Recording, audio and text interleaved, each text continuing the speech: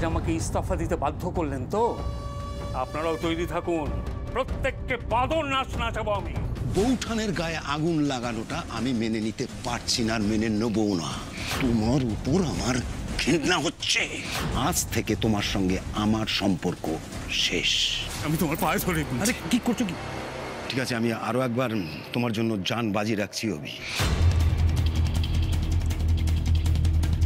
দুর্গার জন্য ফাঁসির দড়ি তৈরি আছে, শুধু টান দেওয়ার অপেক্ষা। তোমার আন্দাজটা বোধহয় ঠিক।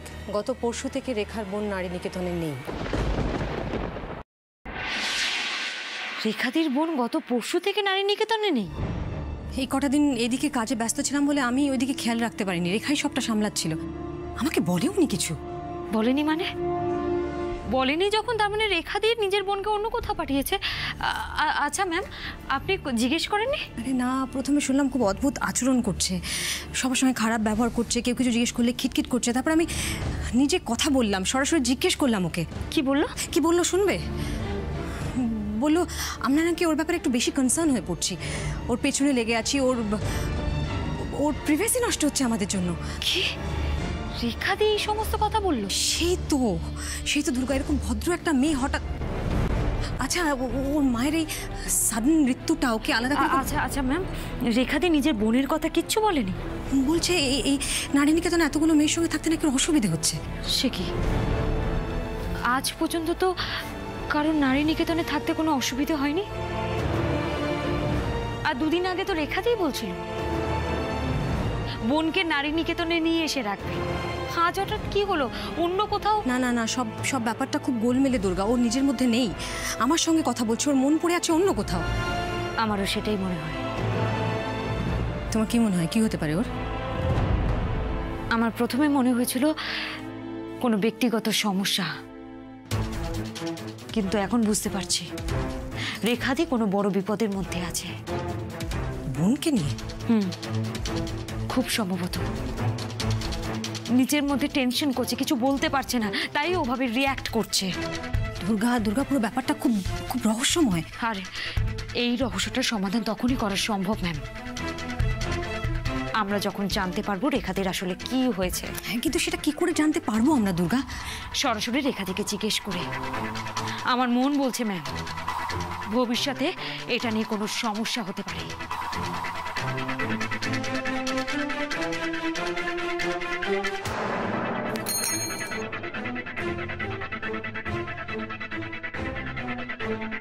বলুন ম্যাডাম। মিস্টার রায়, একবার রেখাদিকে পাঠিয়ে দেবেন প্লিজ। উনি তো বেরিয়ে গেছেন ম্যাডাম।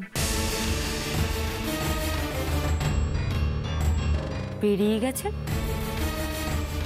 কিন্তু রেখাদি তো না বলে কোনোদিনও বেরোন না। বোধহয় খুব তাড়া ছিল, হঠাৎ দেখলাম হন্তদন্ত হয়ে বেরিয়ে গেলেন। আমি কি ফোন করে বলবো ম্যাডাম যে আপনি দেখা করতে চাইছেন? না থাক, ছেড়ে দিন। Okay madam.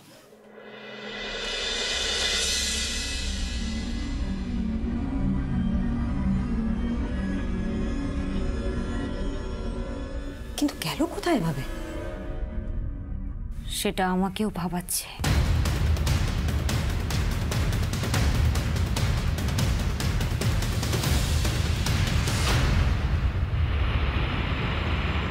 যে ঘটনা এখন নিয়ে আসছি আমরা আপনাদের সামনে, সেটা কোনো খবর নয়, সেটা একটা ভয়ঙ্কর দলিল যেটা তোলপাড় করে দেবে রাজ্য রাজনীতি।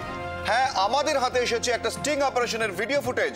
কোটি কোটি টাকা ঘুষ নিতে গিয়ে ক্যামেরায় ধরা পড়েছেন আমাদের মাননীয় মুখ্যমন্ত্রী দুর্গা চক্রবর্তী। হ্যাঁ, কোনো বানানো কথা নয়, আপনারা নিজের চোখেই দেখে নিন সেই ফুটেজ।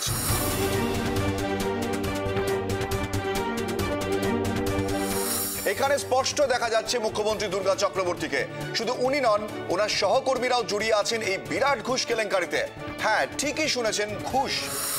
আমাদের বিশ্বস্ত সূত্রের খবর, মুখ্যমন্ত্রী দুর্গা চক্রবর্তী এবং ওনার টিম অন্তত 12 জন শিল্পপতি ব্যবসায়ী থেকে বহু টাকা নিয়েছেন তাদের বিশেষ সুবিধে পাইয়ে দেওয়ার বিনিময়ে। আর কোনো কথা বলার দরকার নেই ম্যাম, এবার যা বলবো আমরা দুজনে বলবো। আমি জানতে চাইবো রেখাদির কাছে ঠিক কি।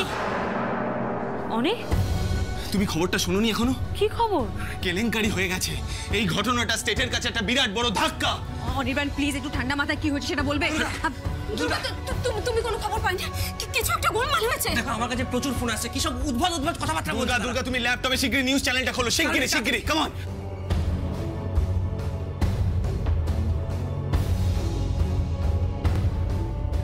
আবারও বলছি, এই ভিডিও ফুটেজ সত্যি কিনা তার ফরেনসিক এক্সামিনেশন এখনো হয়নি, কিন্তু এটা সত্যি হলে ভয়ঙ্কর একটা ঘটনার সাক্ষী হবে পুরো দেশ।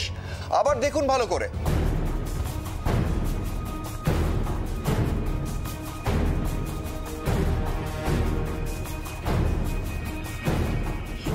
এটা তো ডোনেশনের সময় তোলা ছবি। এক্স্যাক্টলি, কিন্তু এগুলো এখানে কি করে? মাননীয় মুখ্যমন্ত্রী দুর্গা চক্রবর্তীকে আপনারা পরিষ্কার দেখতে পাচ্ছেন থরে থরে রাখা টাকার বান্ডিলের সামনে। সঙ্গে আছেন ওনার হাজবেন্ড অনির্বাণ মুখার্জি এবং আরো ঘনিষ্ঠ কিছু মানুষ। স্যাবোটাজ, নিশ্চয়ই কেউ আমাদের পিছনে ছুরি মেরেছে। মাত্র কয়েক মাস আগের ঘটনা, দেশের ইতিহাসে সর্বকনিষ্ঠ মুখ্যমন্ত্রী হিসেবে শপথ নেন দুর্গা। তার পেছনে রয়েছে অসংখ্য সাধারণ মানুষের সমর্থন, বিশ্বাস। আজ সেই বিশ্বাসে আঘাত করেছে এই ভিডিও ফুটেজ। এর পেছনে সত্যিটা কি? মাননীয় মুখ্যমন্ত্রী কি এই প্রশ্নের উত্তর দেবেন? প্রশ্ন আমাদের নয়, গোটা বাংলার।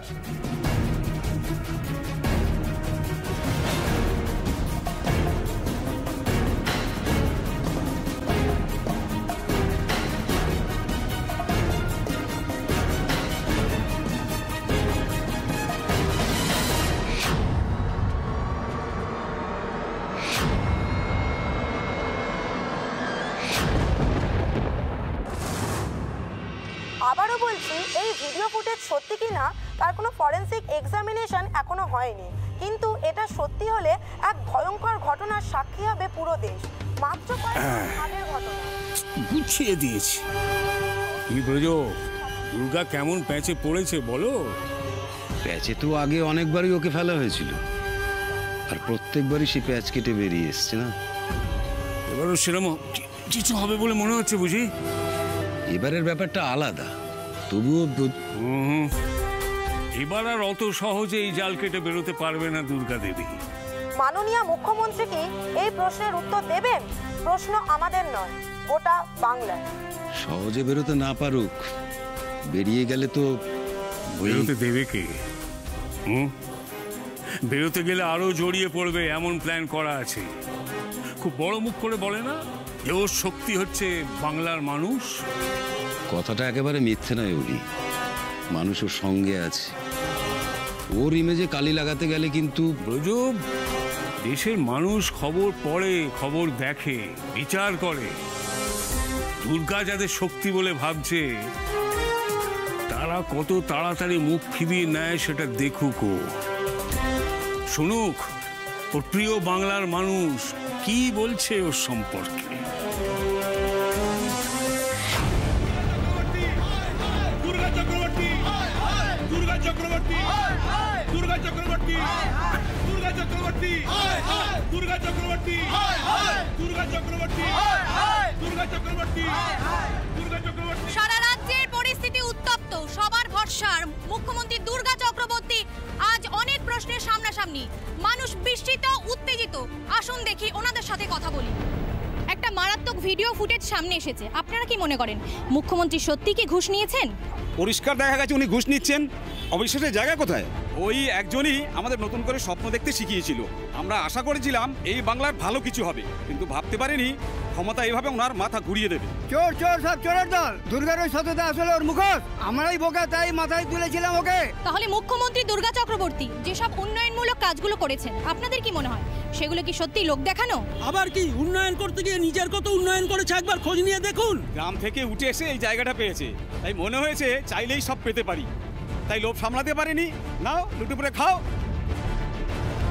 দুর্গা চক্রবর্তী সাধারণ মানুষের সাথে সাথে মহিলাদেরও প্রতিনিধি।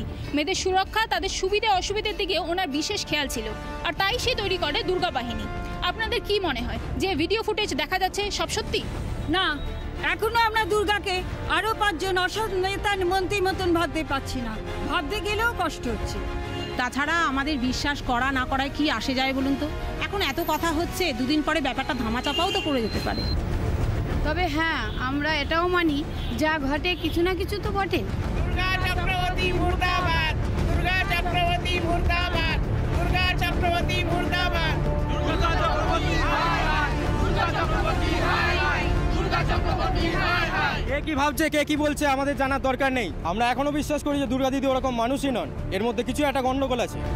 তার মানে বলতে চাইছো এই ভিডিও ফুটেজটা মিথ্যে? মিথ্যে না হলেও পুরোপুরি সত্যিও নয়। দেখুন, আমাদের মধ্যে বেশিরভাগই দুর্গা দিদি সাপোর্টার। এত অল্প বয়সে একজন এরকম বোল্ড সিদ্ধান্ত নিচ্ছে, এটা জেনে খুব ভালো লাগতো আর গর্বও হতো। কিন্তু এই স্টিং অপারেশনের পর আমি ব্যাপারটা উড়িয়ে দিতে পারছি না। তুই তার মানে মনে করিস দুর্গা দিয়ে এভাবে ঘুষ নিয়েছে? অতগুলো টাকা সামনে রেখে কি করছিল? ঘুষ বেশিরভাগ লোকই নেয়, আগেও নিত, এখনও নিচ্ছে। এটা বড় ধাক্কা কিছু নয়। তার মানে তুমি বলছো এসব হয়েই থাকে? থাকে, কিন্তু এতটা জানা যেত না। এখন মিডিয়া অনেক পাওয়ারফুল হয়ে গেছে, তাই ব্যাপারগুলো সামনে আসছে বেশি করে। একজন মুখ্যমন্ত্রীর তো এইভাবে ঘুষ নেওয়াটা নজিরবিহীন। ঘটনাটা নজিরবিহীন নয়, তবে ঘটনাটা দুর্গা দিদিকে নিয়ে বলে আমার মনে এখনো কনফিউশন আছে। হয় দুর্গা দিদি এটা দূর করুন, নয় আমরা বলতে বাধ্য হব শেম অন ইউ।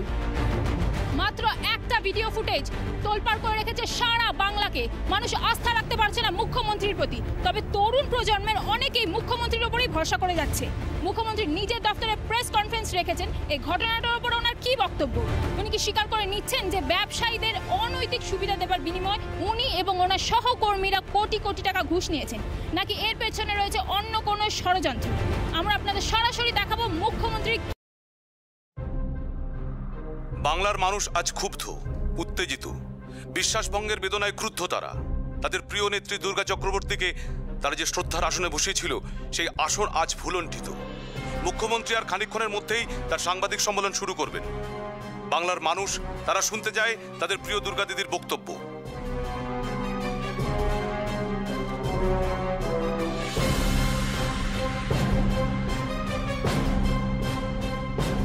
বসুন প্লিজ। Thank you.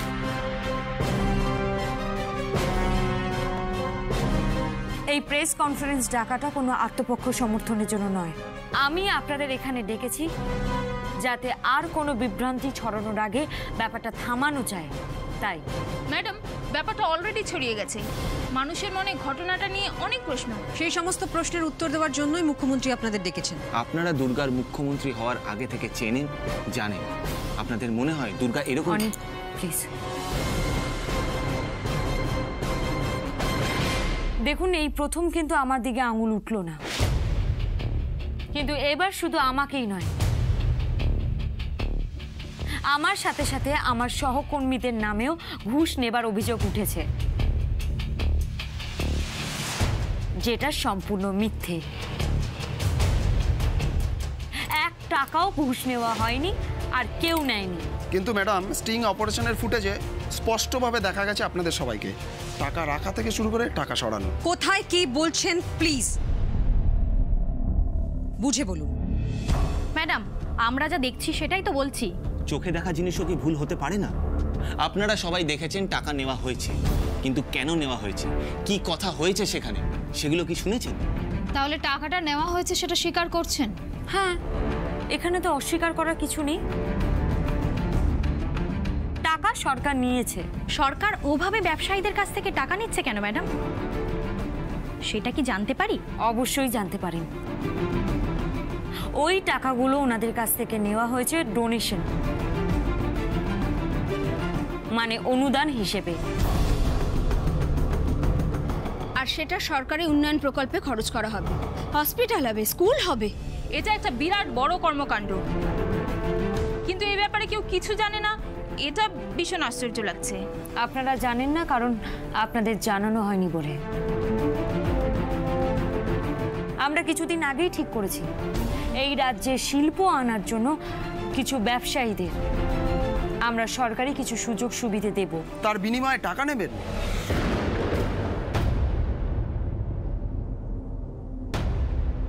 রাজ্য এমনি ঋণের ভারে ডুবে আছে, আর নতুন করে কোনো প্রকল্পে খরচ করার জন্য আমরা আর কোনো ঋণ নিতে চাইনি।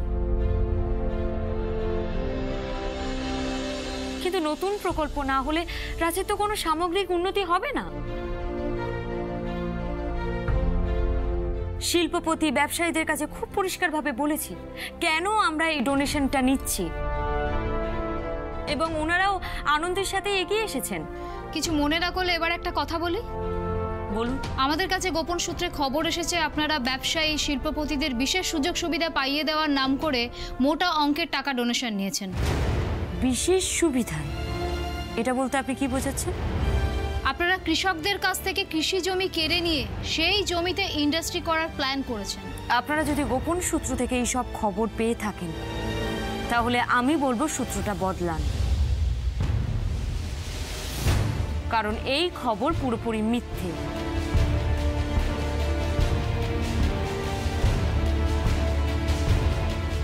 হ্যাঁ, কিছু ব্যবসায়ী এরকম আশা করে এসেছিলেন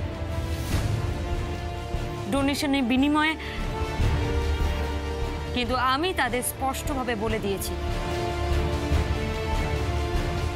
আমি মুখ্যমন্ত্রী থাকাকালীন কোনো চাষের জমি জবরদখল করা যাবে না। কিন্তু দুঃখের ব্যাপার এই কথাগুলো একটাও ফুটেজে শোনানো হয়নি উদ্দেশ্য প্রণোদিতভাবে।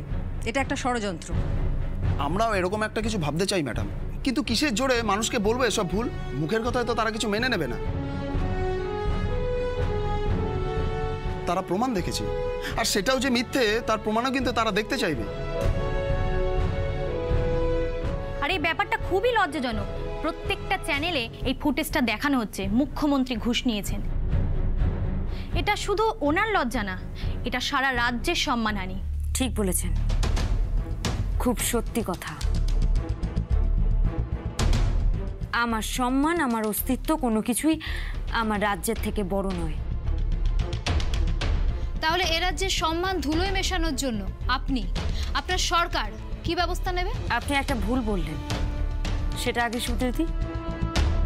আবারও আপনাদের মনে করিয়ে দিই, এই রাজ্য আমার ব্যক্তিগত সম্পত্তি নয়। এই রাজ্যে জনগণের নির্বাচিত প্রতিনিধি আমি।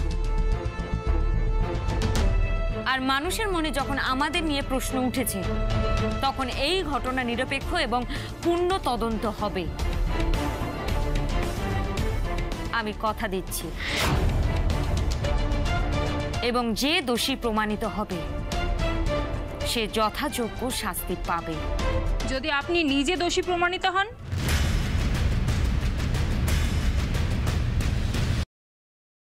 আমি আইনের ঊর্ধ্বে নই, তবে হ্যাঁ, আমার নিজের উপর বিশ্বাস আছে।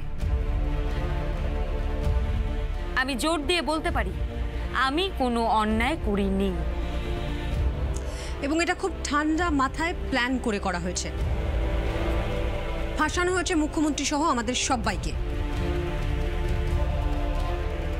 তবে একটা কথাও আপনাদের জানিয়ে রাখছি,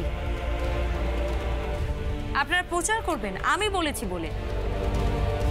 আমাদের যাদের এই ভিডিও ফুটেজে দেখা গেছে তারা যদি একজনও দোষী প্রমাণিত হয় তাহলে আমি শুধু পদত্যাগই করব না, এই ঘটনার দায় মেনে নিয়ে কোর্ট যা শাস্তি দেবে আমি মাথা পেতে নেব।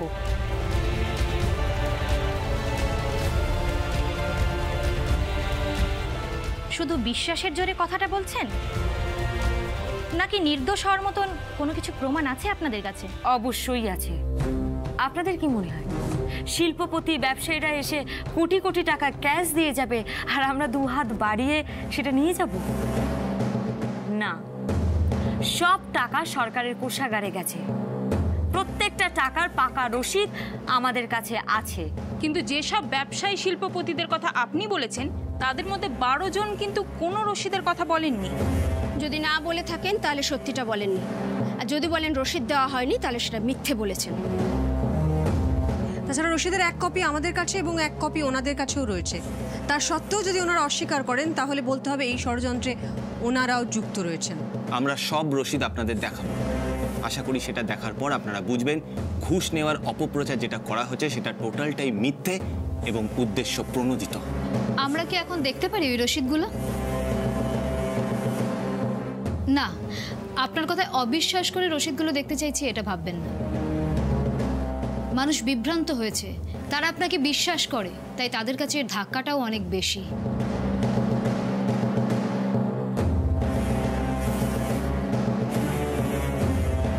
ওই রসিদগুলো দেখিয়ে খবর প্রচার করলে ওনারা আশ্বস্ত হবেন। বেশ, এ রাজ্যে মানুষের মুখ চেয়ে মিডিয়ার সামনে সরকারি উন্নয়নমূলক প্রকল্পের যে ডোনেশন নেওয়া হয়েছে তার রসিদ আমি আপনাদের সামনে তুলে ধরছি।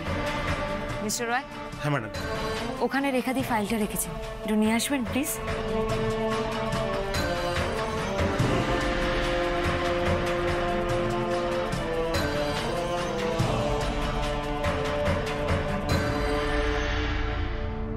আপনারাও দেখুন আর সবাইকে দেখান আমরা যে টাকাটা নিয়েছি তার পাকা রসিদ।